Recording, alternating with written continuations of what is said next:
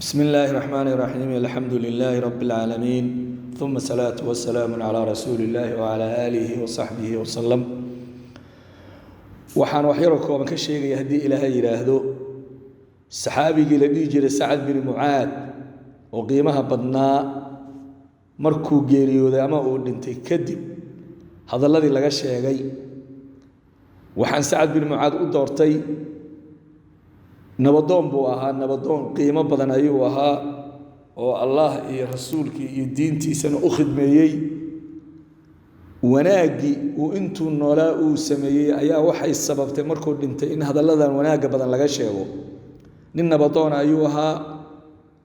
نكستو الصومالية وما أنت نبضون أما أواس أما سلطان مقعد دون تده أما حلها يا وحى لقد بونو مسلم كأو إلهي كنا كربا سيرة سعد بن معاذ إنه أخريه يرجع لمتك أها قيمها وسعد إلهي أكتي كم تيستي يصير تاريخ ده أحستي قبل الإسلام يا يقاني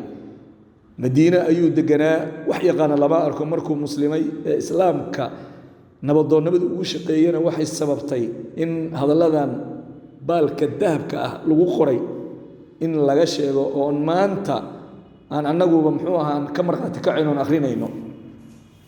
سعد بن معاذ وحوها نبضون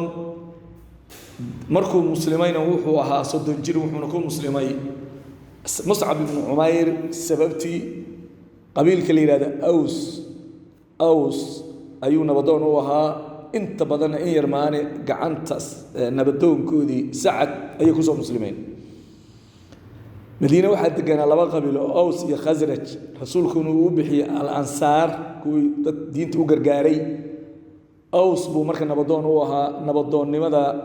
يوناجي أوسمي أيون إلهي سبحانه وتعالى وقب الدلي قيمها إلهي أكتي إنه شرفتها كهرو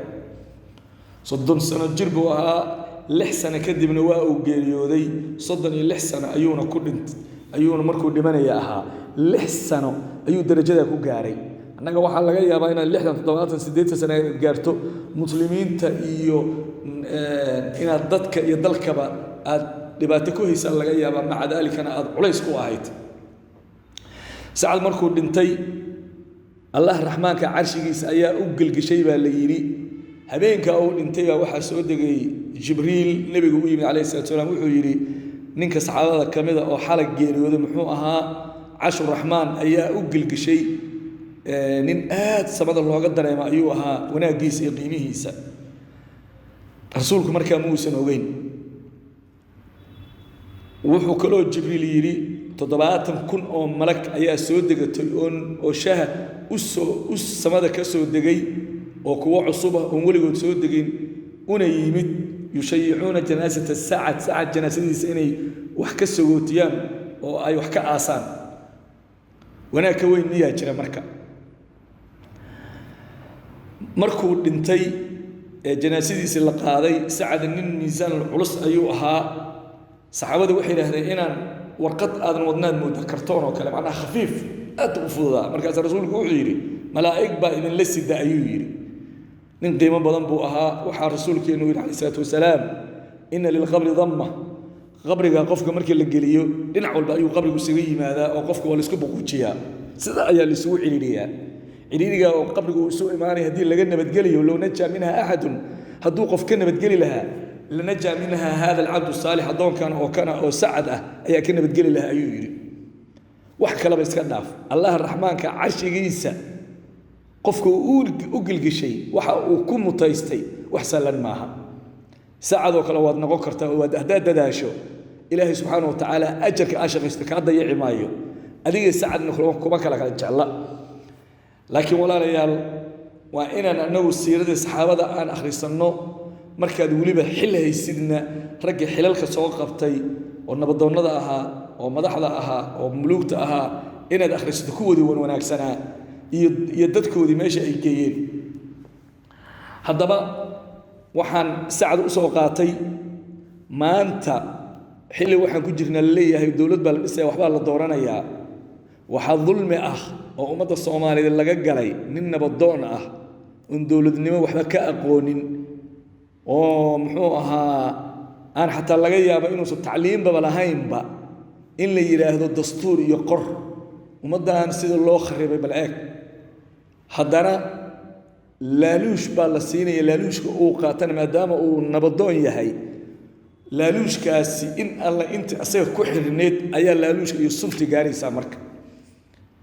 war ilaahay baan idinku dhaariyay ma dowladda laaluush lagu dhisay oo corruption iyo laaluush iyo wax isdabamarinba lagu dhisay ma waxaa laga rajaynaya inay dowlad noqoto laga rajayn maayo ilaahay subxaanahu wa tacaala wuxuu yidhi ina allaha laa yuslixu camala almufsidiin kuwa mufsidiinta oo faasidiinta ah camalkooda ilaahay ma hagaajiya ayuu yidhi wax noogu hagaagi laayihiin waa arrimaha nabadoonka hagda jooga laba maanta dow adaa u leh ama laba arrimood baa mid kula gudboon sacad bin mucaad inaad noqotidoo kale ood adiguna nabad gasho dadkaagu nabad galaan ama inaad noqoto kuwa la yidhaahdo alyowm ama fadlan ku shubo waa kelmad shirkadaha telefoonada isticmaalaan marka lacagtu kaa dhammaato baa waxaa lagu leeyahay walaal lacagtii way kaa go'day way kaa dhammaatay fadlan ku shubo ama kaar la xoqdoo kale inaad noqoto kaarka markii la xoqdo waa la iska tuuraa ama waxaa la yidhaha take away qofku markuu wax ka soo goto maqaayadaha waad aragteen baalkan take awayga la yidhaahdo ama one time use-ka wax lagugu shubo cuntada markaad ka cunto qumaamadda ayaad ku tuuraysaa qofka laaluushka ku siiyey markuu dantiisa kaa gaaro yaa oo ballanqaadyo beena iyo xoogaa sandareerta uu ku siiyo dantiisa markuu gaaro ama kursigu u socday telefoon xunta kaa qaban maayo dhaqanka soomaalidaana sida ah inta ay masaalixooda wadaan soomaalidu waa wanaagsan yihiin laakiin markuu dantiisa gaaro albaabaduu kaa xirinaya saaxiibna inta badan maba yaqaanaanba ma xiriyaan marka adiga lagaa doonayaa marka inaad ninkii aad noqon lahayd waxaan u soo qaatay siirada inaan ku baraarugno khatarta ay laaluushku leedahay iyo qiyamkaaga sharaftaada inaadan gadan walaalayaal diinteennu inta badan waxay ku dadaashay dadka cirdigooda iyo sharaftooda ayay ilaalisaa wax walbana waa laga hormariyey ninka xilka haya ee xilka uu hayo ka cadaalad sameeya oo si khaldan aan u isticmaalin ilaahay subxaanahu wa tacaala janno ayuu ugu bedelayaa toddobada harka ilaahay hargasha ayuunu ka mid noqonayaa baynamaa markaad shaqadii lagugu talagalay ood ummadda u hayso nabadoonnimada ahaa aad si khaldan u isticmaasho iyadana cadaab baad ku mutaysanaysaa waxaan rabnaa qof walbo annaga naga mida saxaabiga qiimaha badan oo sacad bin mucaad siiradiisa inuu akhriyo uuna isku dayo inuu dhaqan geliyo 30 jir buu ahaa markuu muslimay 6 iyo 30 waa uu ku dhintay 6 sano ayuu darajada ku gaaray annagana waxaa laga yaabaa 50 60 70 sano inaad nooshahay ummadda aad la nooshahay dhib aad ku haysay culaysna aad ku tahay inta ayaan rabaa darsigayga maanta inaan ku soo koobo billahi tawfiiq wasalaamu calaykum waraxmatullaahi wabarakaatuh